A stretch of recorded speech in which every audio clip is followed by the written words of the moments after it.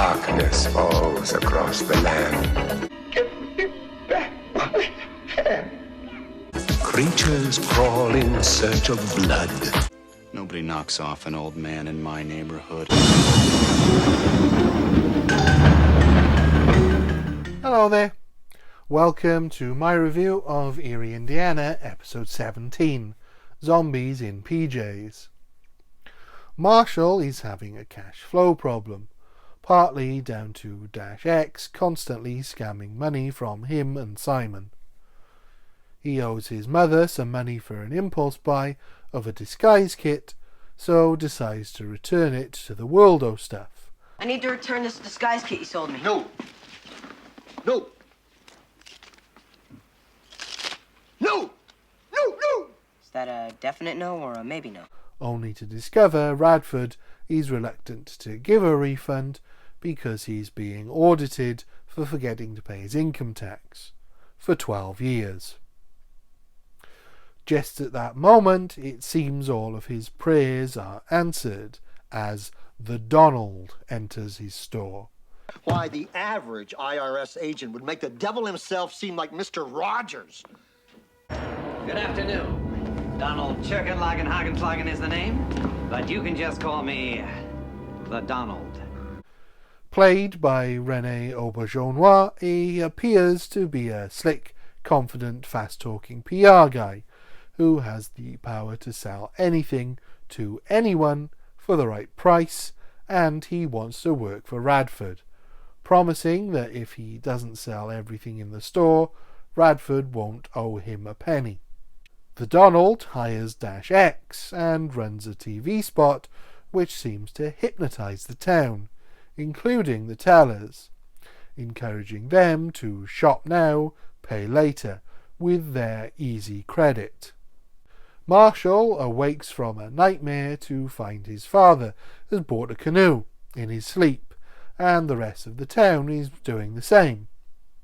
If it's not obvious by now, the Donald is quite clearly supposed to represent the most evil, most despicable exponent of the art of the deal, the devil himself, appearing just as Radford speaks his name. Would make the devil himself seem like Mr. Rogers. But you can just call me the Donald.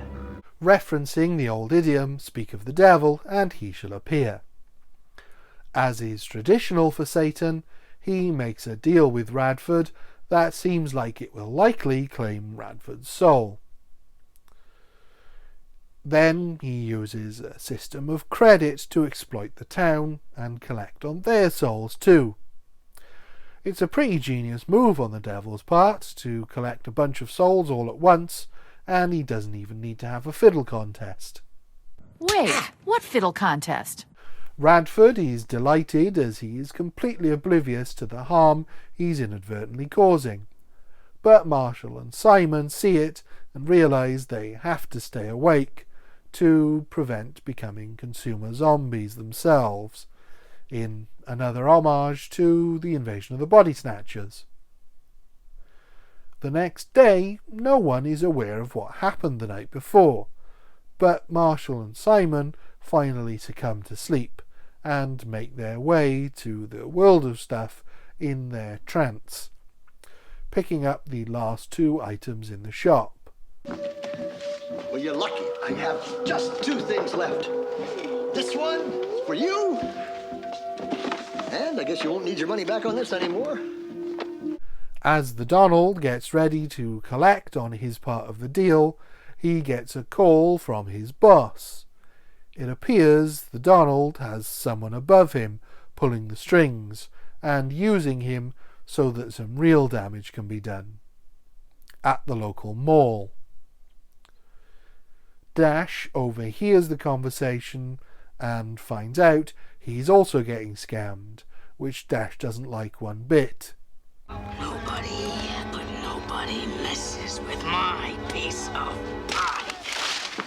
He snaps Marshall and Simon out of their trance, and they check out the contract and realise if no one can afford to pay for the goods they've been taking on credit, the Donald gets to keep their soul, as he has no soul of his own.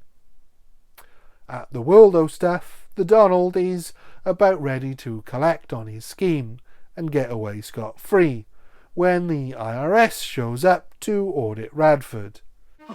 Internal Revenue Service.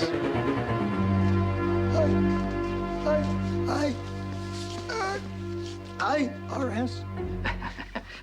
We have an audit to go to. But it's the Donald who has all of the vital documents, and the government has come to collect them. The Donald is terrified of the taxman and is not a good loser, so has a temper tantrum that sends him straight back to hell.